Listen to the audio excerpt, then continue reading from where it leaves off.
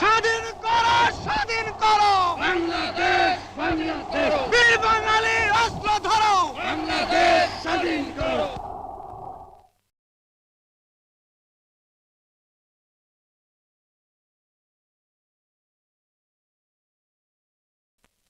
স্বাধীন বাংলার জাতির পিতা, স্বাধীন বাংলার জাতির পিতা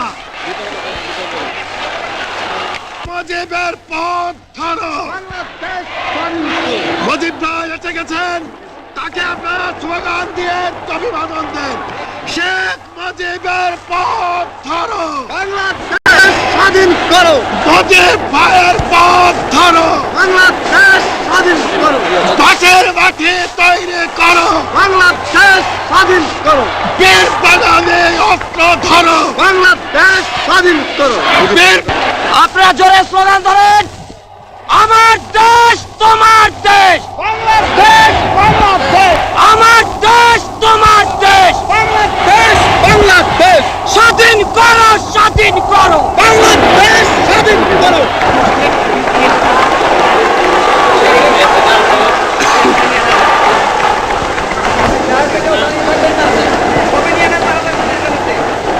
ভাইরা আমার, আজ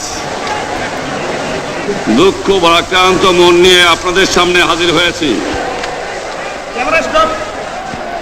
আপনারা সবই জানেন এবং বোঝেন আমরা আমাদের জীবন দিয়ে চেষ্টা করেছি, কিন্তু দুঃখের বিষয় আজ ঢাকা, চট্টগ্রাম, খুলনা, রাজশাহী, রংপুরে আমার ভাইয়ের রক্তে রাজপথ রঞ্জিত হয়েছে। আজ বাংলার মানুষ মুক্তি চায়, বাংলার মানুষ বাঁচতে চায়, বাংলার মানুষ তারা আজ তার অধিকার চায়। কিন্তু দুঃখের বিষয় আজ দুঃখের সঙ্গে বলতে হয় 23 বছরের করুণ ইতিহাস, বাংলার অত্যাচারের, বাংলার মানুষের রক্তের ইতিহাস, 23 বছরের ইতিহাস, মুমূর্ষ নরনারীর আর্তনাদের ইতিহাস, বাংলার ইতিহাস, এদেশের মানুষের রক্ত দিয়ে রাজপথ রঞ্জিত করার ইতিহাস। 1952 সালে রক্ত দিয়েছি, 1954 সালে নির্বাচনে জয়লাভ করেও আমরা গদিতে বসতে পারি নাই। 1958 সালে আইয়ুব খান মার্শাল ল জারি করে 10 বছর পর্যন্ত আমাদের গোলাম করে রেখেছে। 1967 সালে 6 দফার আন্দোলনে 7ই জুনে আমার ছেলেদের গুলি করে হত্যা করা হয়েছে। 1969 সালে আন্দোলনে আইয়ুব খানের পতন হওয়ার পরে যখন ইয়াহিয়া খান সাহেব সরকার নিলেন, তিনি বললেন দেশে শাসনতন্ত্র দেবেন, গণতন্ত্র দেবেন, আমরা মেনে নিলাম। তারপরে অনেক ইতিহাস হয়ে গেল, নির্বাচন হলো। আপনারা জানেন দোষ কি আমাদের? আজকে আমি প্রেসিডেন্ট ইয়াহিয়া খান সাহেবের সঙ্গে দেখা করেছি, আপনারা জানেন, আলাপ আলোচনা করেছি। আমি শুধু বাংলার নয়, পাকিস্তানের মেজরিটি পার্টির নেতা হিসাবে তাকে অনুরোধ করলাম 15ই ফেব্রুয়ারি তারিখে আপনি জাতীয় পরিষদের অধিবেশন দেন। তিনি আমার কথা রাখলেন না, তিনি রাখলেন ভুট্টো সাহেবের কথা। তিনি বললেন প্রথম সপ্তাহে মার্চ মাসে হবে, তিনি মানে নিলেন। আমরা বললাম ঠিক আছে, আমরা অ্যাসেম্বলিতে বসবো, আমরা আলোচনা করব। আমি বললাম বক্তৃতার মধ্যে অ্যাসেম্বলির মধ্যে আলোচনা করব। এমনকি আমি এ পর্যন্ত বললাম যদি কেউ ন্যায্য কথা বলে, আমরা সংখ্যায় বেশি হলেও একজন যদিও সে হয়, তার ন্যায্য কথা আমরা মেনে নেব। আসুন বসি, আমরা আলাপ করে শাসনতন্ত্র তৈরি করি। তিনি বললেন পশ্চিম পাকিস্তানের মেম্বাররা যদি এখানে আসে তাহলে কসাইখানা হবে অ্যাসেম্বলি। যদি কেউ অ্যাসেম্বলিতে আসে তাহলে পেশোয়ার থেকে করাচি পর্যন্ত দোকান জোর করে বন্ধ করা হবে, তারপরেও যদি কেউ আসে তাকে সন্ন্যাসার করা হবে। আমি বললাম অ্যাসেম্বলি চলবে। তারপরে হঠাৎ 1 তারিখে অ্যাসেম্বলি বন্ধ করে দেওয়া হলো। কি পেলাম আমরা?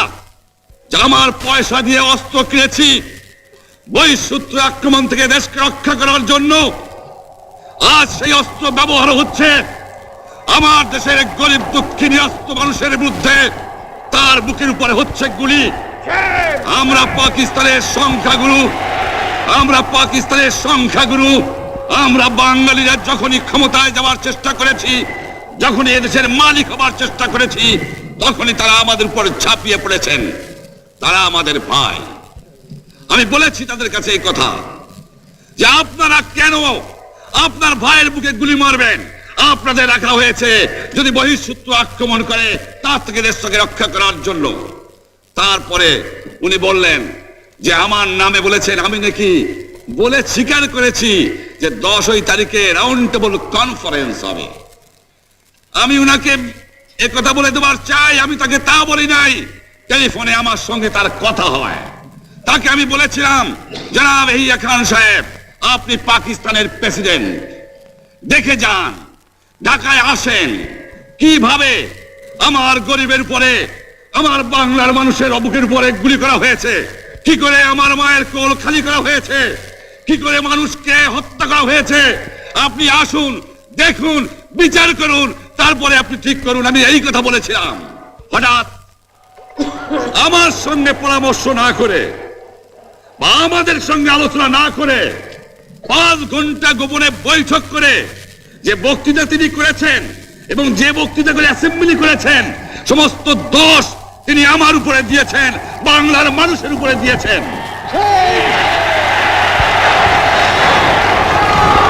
আমি পরিষ্কার মিটিংয়ে বলেছি যে এবারের সংগ্রাম আমার মুক্তির সংগ্রাম, এবারের সংগ্রাম স্বাধীনতার সংগ্রাম।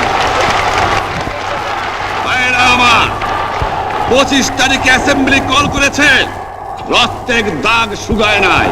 আমি 10 তারিখে বলে দিয়েছি যে ওই শহীদের রক্তের উপর দিয়ে পাড়া দিয়ে আরটিসিতে মুজিবুর রহমান যোগদান করতে পারে না।